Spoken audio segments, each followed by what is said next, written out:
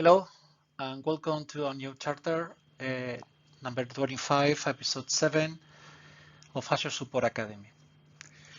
In this episode, we are going to talk about a common question that we have from our customers that they need to know what is Azure SQL working on in terms of queries. My name is José Manuel Jurado. I am a escalation engineer working in Microsoft and subject matter expert in this technology. Well, basically, the idea is to obtain the list of the queries based on specific filter. And what is the tools that we have or the option that we have? Well, we have many tools in order to do it, but we are going to talk about one specific PowerShell script that we develop in order to obtain this information. Also, you could see or you could watch the different videos that we have about the different lessons learned about performance beside activity monitor, HANOR Labs to know the load rate governor, or how to run the SQL Server Profiler, etc. Well, in this performance demo, basically our main goal is to collect the data during a process execution. Basically, the idea is to collect all the queries based on the SYS request. We are going to use a PowerShell script that is called SQL Performance Monitor. We are going to use the following configuration file that we have that is called config.txt, that basically they have some parameters. So this file has some parameters about the server that you want to connect, user and password that you want to connect beside the DB. Also, you could specify the application name. I think that is very important to specify at least the application name that you are using in order to connect to the database. Retry logic number appends and retry logic number append between appends will be the following: is when we try to connect, we are going to try 10 times. During this, if we have some problem during this connection times, we are going to wait 5 seconds in this part. Also, we have the connections timeout. That basically is the timeout in order to establish the connection. Command timeout will be how much time in seconds that we are going to wait for one execution query. The second to wait is the number of seconds that we are going to retry the operations in order to collect the data. Order by will be how we are going to short the data when we have some details I'm going to explain later in the next demo. View type, it's by default it's all, but view type means that is the number of columns that you want to obtain from this execution. So at the end, you are going to obtain all, but I'm going to show you several examples in order to obtain just only 2 or 3 columns or fields from the queries. And basically, the max length statement will be basically is how much data that you want to, how much characters that you are going to have about the T-SQL command statement. The last one is the configuration file that basically the idea is what will be the filter. So the idea is by default is all. That means that we are going to, every time that we run this script, we are going to perform or we are going to export all these all the rows that we have from this request, or we could have any other filter. For example, if I want just solely to obtain all the queries that we have, that the CPU time in millisecond is more than 100, you could specify this this filter is specify the column, specify what will be the comparison, will be like we use in PowerShell. This is that mean greater than. For example, ELE means less than, sorry, less equal, or for example, EQ will be equal and E will be not equal, etc. This is the value that you are going to evaluate the expression, and this is the title that you are going to see, that you are going to obtain about the name of the rule.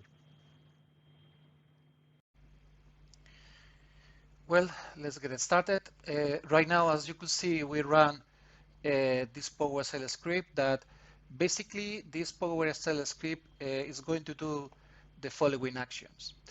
Basically, it's going to get into in a loop, in an infinity loop. Okay, so in order you need to stop the application when you want. Okay, press Ctrl C. The idea is going to establish one connection. With this connection, is going to run one process. After this process, the application will close, or the PowerShell script will close the connection. It's going to wait, in this case, we'll wait for 5 seconds, and it's going to run again the process. So what is the process that is running this query? Well, basically, at the end is the typical query that we have. It's a select command to obtain the statement, obtain the database, program name, session ID, CPU time, etc. from different requests. We are going to short the data for the column that you are going to use that you are going to have to specify in the config file, and also we are going to review what is, for example, the view. For example, let me show you an example. So this is my config file. Basically, I'm going to connect to this server. I'm going to use this user. I have a password. I'm going to connect to this database. This is the name of my application, different times. I would like to obtain the data ordered by ID. And instead, in the view type, instead to use the parameter all, or the word all, I'm going just to obtain several details. I'm going to obtain the statement text, database ID, program name, session ID, etc. Basically, these columns is coming from the columns that you have here. Okay, so basically it's just only to add this sign, specify the name of the column, and you are going to have the result of the query. Okay, so in terms of rules, I have just only one rule, that I would like to obtain all the queries that is using more than 100 milliseconds in terms of executions. As you could see, this column is coming from this column. So basically is this. So I'm going to run the process. As you can see here right now, the process is running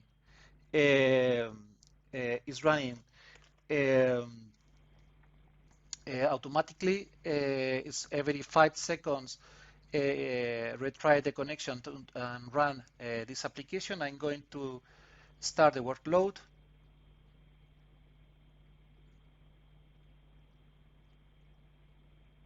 It's starting up. Okay, I'm going to use the same query, the same application that we have in previous sessions, and right now is running using high CPU, using 32 threads. So right now, as you could see here, we are going to obtain some rows. Right now, as you could see here, I obtain also the execution plan of the query. Right now, as you could see here is, for example, let me stop the application. So as you could see here, the rule is high CPU because this query, select count, blah, blah, blah, that is running by this application with the session 72. The CPU time is 142 milliseconds. Okay, the last time is source schedule GIL, and it's not blocking, because if you have blocking, you are going to see here the query, the text of the query that is blocking this session, and also you could see here the query plan. Basically, when you run this process, all this information will be saved also in one file. This file right now is this. I'm going to show you right now. It's a Perf SQL monitoring. So as you can see here, I have right now by the rule high CPU the statement that as you can see the statement. If we move, we are going to have the same data, and also we are going to have the execution plan. So basically, if you want to obtain in the graphical way, you want to obtain this execution plan, basically is copy and paste this and save an SQL plan SQL extension, and you are going to see this information in a graphical way about it. So the idea basically is this one. So we could also filter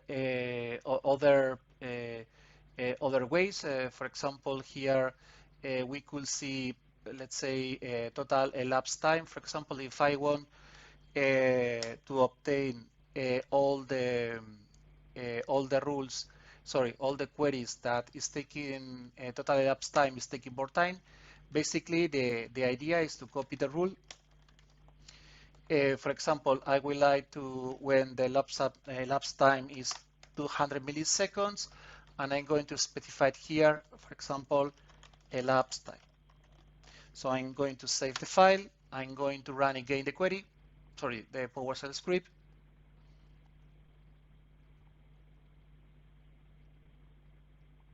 So right now it's taking several details about it. Also, if you want, we could remove the execution plan. For example, let's try to remove this. 1 second.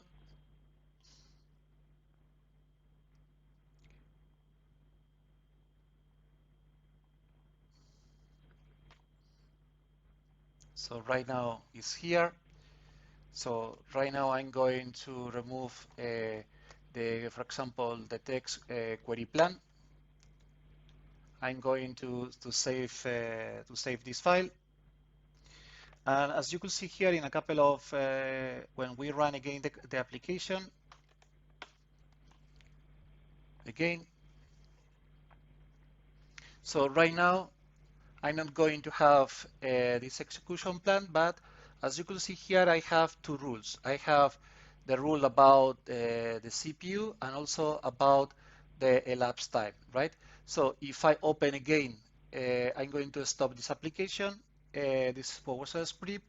If I go again to the file about the execution SQL monitoring, as you can see here, we are going to see high elapsed time, high CPU, because it's the two rules that are specified.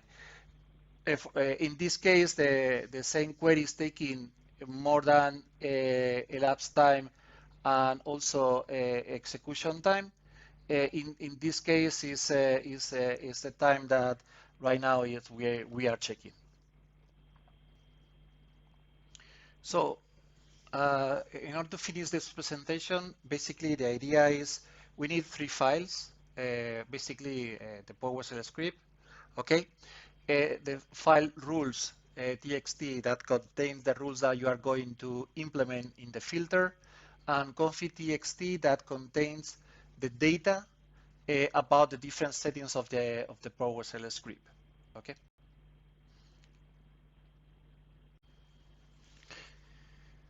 Other way to filter the data, for example, yesterday, several days ago, I have a case that our customer has performance problem in terms of 10 dB. We could use also this script in order to obtain this data. Okay, so basically the idea is we could use to obtain all the rows, all the requests, but also we could use the rule txt. We could specify that to use that when the last wait type equals to paylatch, for example, okay, in order to obtain all the requests that is waiting for paylatch. So the idea, basically, as we mentioned before, in this project, we are going to run the same application, the same process. The idea is to filter by this column, last wait type. Right now is running. I'm going to run again the process. Basically, this process is running a lot of operations against the DB.